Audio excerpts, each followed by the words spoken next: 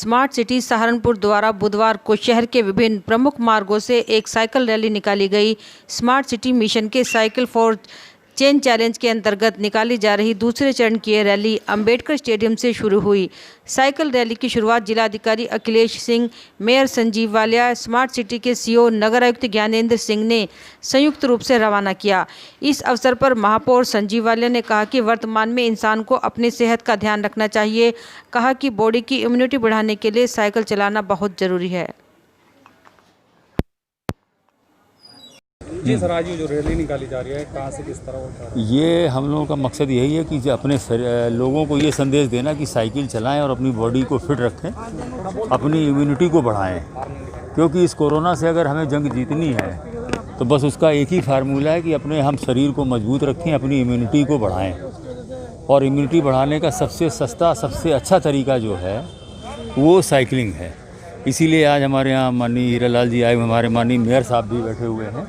तो जनता को एक संदेश देना चाह रहे हैं कि लोग सवेरे उठ कर के साइकिल चलाएं और लोगों के अंदर ये भावना पैदा हो कि कोई साइकिल कोई छोटी चीज़ नहीं है, उसके बहुत सारे फ़ायदे हैं। और उसको चलाने से एक तो हमारा प्रदूषण कम होगा और दूसरा हमारा शरीर फिट होगा। दो काम एक साथ हो रहे हैं। और सबसे बड़ी बात, अगर कोरोना से बचाना है तो हमें ये करना पड़ेगा। ये स्टेडियम से शुरू हो गया कि सिंबॉलिक है। स्टेडियम से होती हुई कोर्ट रोड होते हुए, अंबेडकर चौराहे से होते हुए, वापस घंटाघर होते हुए फिर ये यहीं पर समाप्त हो जाएगी। मात्र चूँकि 4 बजे इसलिए हम लोगों ने समय रखा है कि पब्लिक रहेगी, पब्लिक के बीच से होकर के ये लोग गुजरेंगे तो लोगों के अंदर संदेश जाएगा। डीएम साहब, कमिश्नर साहब और सभी लोग जो अधिकारी आए हुए हैं वो भी इसमें पार्टिसिपेट कर रहे हैं सिंबॉलिक रूप से। तो एक अच्छा संदेश जाएगा। अधिकारी 2-3 दिन से आए हुए, किस तरह से कुछ गाइडलाइन नोडल अधिकारी के रूप में जो आए हुए हैं, किस तरह से कुछ गाइडलाइन? हाँ, नहीं, उन्होंने बताया था ये कि किस तरह से एक तो तरीका ये है कि जो आदमी बीमार हो गया उसका देख रहे हैं कि L1 L2 हॉस्पिटल जो हमारे हैं उनमें क्या कमियां हैं। लोग अस्पताल ना जा करके अगर शरीर को योगा करेंगे और साइकिलिंग करेंगे तो मुझे लगता है कि इस कोरोना से हम बच सकते हैं। उत्तर प्रदेश कांग्रेस अनुसूचित जाति विभाग के निर्देश अनुसार जनपद सहारनपुर में कांग्रेस अनुसूचित जाति विभाग के जिला अध्यक्ष अरविंद पालीवाल के नेतृत्व में हाथरस की बलात्कार पीड़िता को न्याय दिलाने की मांग को लेकर एक मशाल जुलूस निकाला गया। जिला कांग्रेस मुख्यालय से रेलवे रोड होते हुए घंटाघर तक निकाले गए इस मशाल जुलूस में उत्तर प्रदेश कांग्रेस पंचायत चुनाव समिति के सदस्य शशि वालिया, कांग्रेस जिला अध्यक्ष चौधरी मुजफ्फर अली, युवा कांग्रेस जिला अध्यक्ष प्रवीण चौधरी आदि की गरिमामय उपस्थिति रही। कांग्रेस जनों ने जोरदार नारेबाजी करते हुए उत्तर प्रदेश में दलितों एवं महिलाओं के विरुद्ध दिनों दिन बढ़ रहे अपराध पर रोष जताते हुए जोरदार प्रदर्शन किया और हाथरस की पीड़िता को परिवार को तुरंत न्याय दिलाने की मांग की। जिस तरह से ये हत्याएं लगातार हो रही हैं, बलात्कार की घटनाएं लगातार बढ़ रही हैं और जो हमारा प्रशासन है, बीजेपी की सरकार है, वो रोकने में नाकामयाब है। हमारी 3 मांगे हैं। सबसे पहले जल्द से जल्द हत्यारों को पकड़कर उन्हें फांसी हो। परिवार को कम से कम 1 करोड़ की आर्थिक सहायता दी जाए ताकि जो परिवार तबाह और बर्बाद हो गया है एक जवान बच्ची के होते हुए, उसके लालन पालन में दिक्कत पैदा ना हो।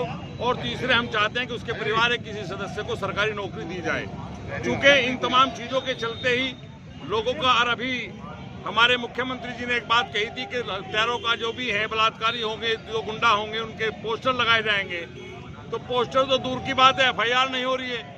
तो ये बहुत साफ है कि ये बोलते कुछ हो रहे हैं, करते कुछ हो रहे हैं। यही इनका एक एजेंडा है।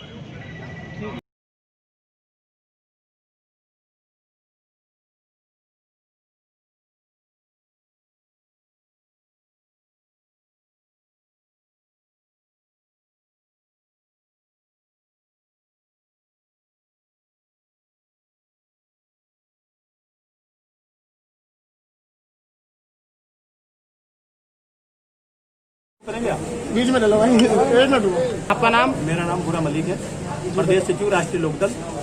मेरे साथी रमेश चौहान, मंडल उपाध्यक्ष राष्ट्रीय लोकदल। अभी प्रीतम सैनी जी ने आपको बताया। और हमने ये जो सरकार काला बिल लेकर आई है, 3 अध्यादेश राज्यसभा और लोकसभा में पास हुआ है, हम इसके विरोध में धरना प्रदर्शन किया है हम लोगों ने। हम राष्ट्रीय लोकदल के सभी पदाधिकारी मंडल के, प्रदेश के इस काले कानून का विरोध करते हैं और सरकार को इसके लिए कानून वापस लेने की बात करते हैं। और अगर सरकार ने ये बिल आज जो किया है अगर वापस न लिया तो राष्ट्रीय लोकदल पूरे उत्तर प्रदेश में आंदोलन करेगा, सड़कों पर उतर कर आंदोलन करेगा और इसमें हमें कहीं तक भी जाना पड़े हम लोग किसानों के साथ हैं और किसानों के साथ रहेंगे। और एक जो बिजली का बिल इस कदर बढ़ा दिया इन्होंने, गरीब आदमी कहाँ से देगा उसका बिल। एक पेट्रोल के दाम, कच्चा पेट्रोल कितना सस्ता है।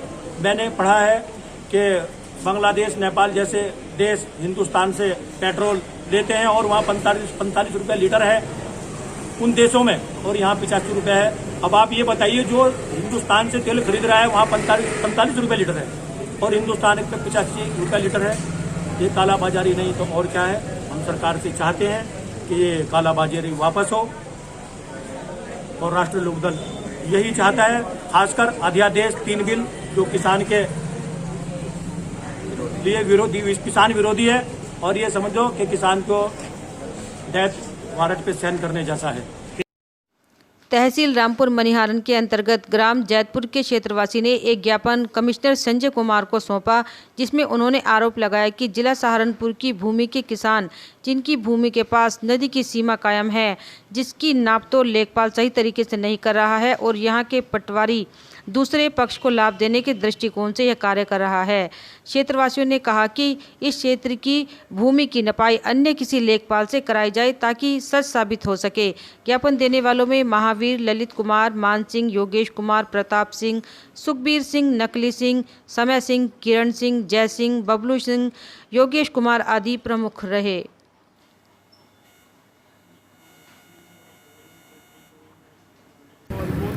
सीमा का विवाद है जी।